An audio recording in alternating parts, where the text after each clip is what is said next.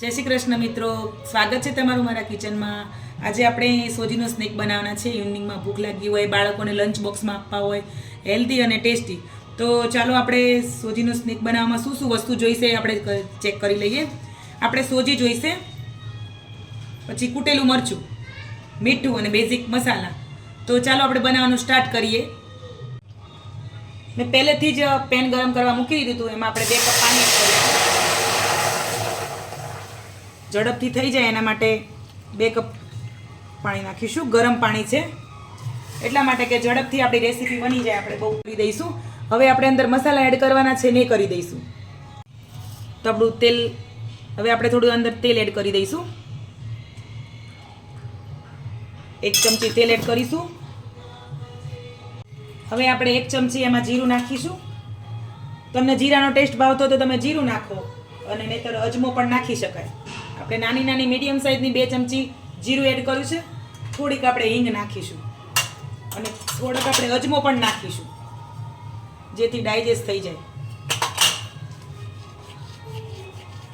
આપણે બપોરનું જમવાનું બનાવતા હોય ને એમાં ખાસ અજમો તો નાખવો જ જોઈએ. અજમો નાખવાથી આપણા શરીરમાં પિત્ત ના બને. હવે આપણે ચીલી ફ્લેક્સ એડ કરી દઈશું. આપણે હવે નમક એડ કરી દઈશું ટેસ્ટ પ્રમાણે. તો હવે આને આપણે ઉકળવા દઈશું. ઉકળી ગયું છે તો હવે આપણે આ સોજી અંદર એડ કરીને અને હલાવવાની છે આવી રીતે.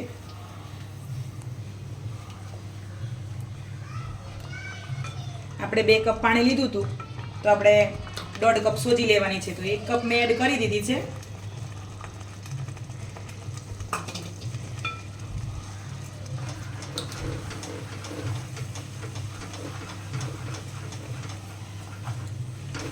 આ રીતે હલાવતા જવાનું.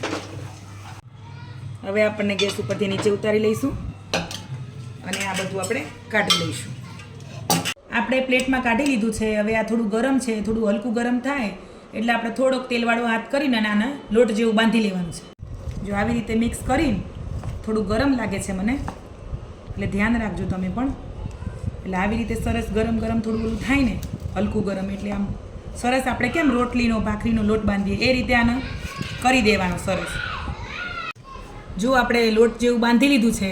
હવે આમાંથી તમારે જે શેપના બનાવવા હોય આ રીતે, જો આ રીતે સરસ બનાવી લેવાના.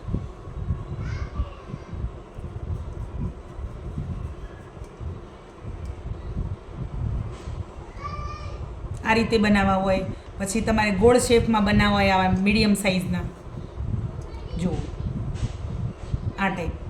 તો બધી જ રીતે આપણે હવે ગોળ બનાવી લેશું. આપણા બોલ્સ બનીને રેડી થઈ ગયા છે. મેં 2 ટાઈપ બનાવ્યા છે, એક ગોળ અને લંબગોળ. બાળકોને જોતા જ મજા આવે.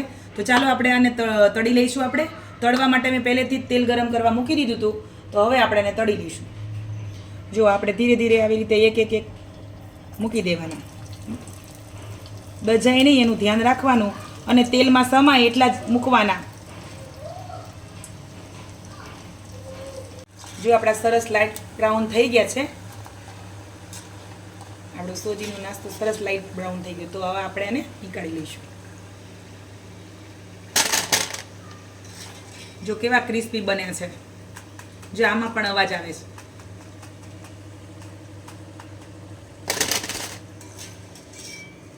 આવી જ રીતે આપણે બીજા પણ પડ્યા છે એ બી સરસ આપણે તળી લઈશું.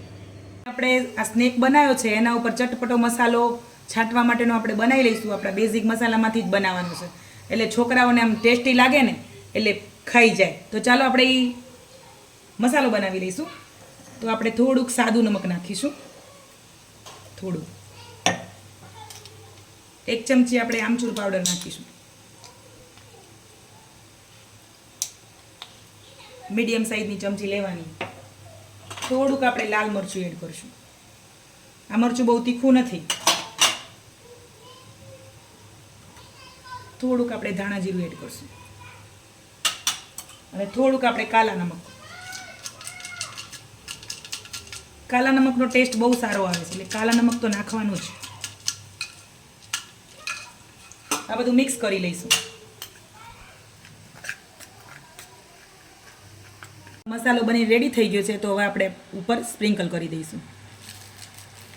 તમે એકવાર ઘરે આવો મસાલો બનાવજો, બહુ જ ટેસ્ટી અને મસ્ત સરસ બને છે. બહારથી લાવવાની જરૂર નહીં પડે.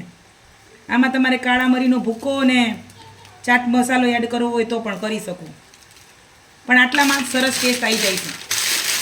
વધારે કંઈ મસાલાની જરૂર પડતી નથી. મિત્રો તમે જોઈ શકો છો મારું લંચ બોક્સ રેડી થઈ ગયું છે. તો તમે ઇવનિંગ સ્નેકમાં, મોર્નિંગમાં કે જ્યારે તમને હલકી ફૂલકી ભૂખ લાગી હોય ત્યારે તમે આ સ્નેક બનાવીને ખાઈ શકો છો. ઘરનું અને હેલ્ધી, બાળકોને બહુ જ પસંદ આવશે. તો આવા નવા નાસ્તા જોવા માટે મારી ચેનલને લાઈક, શેર અને સબસ્ક્રાઈબ કરશો. મળીશું હવે નેક્સ્ટ વિડીયોમાં. જય શ્રી કૃષ્ણ.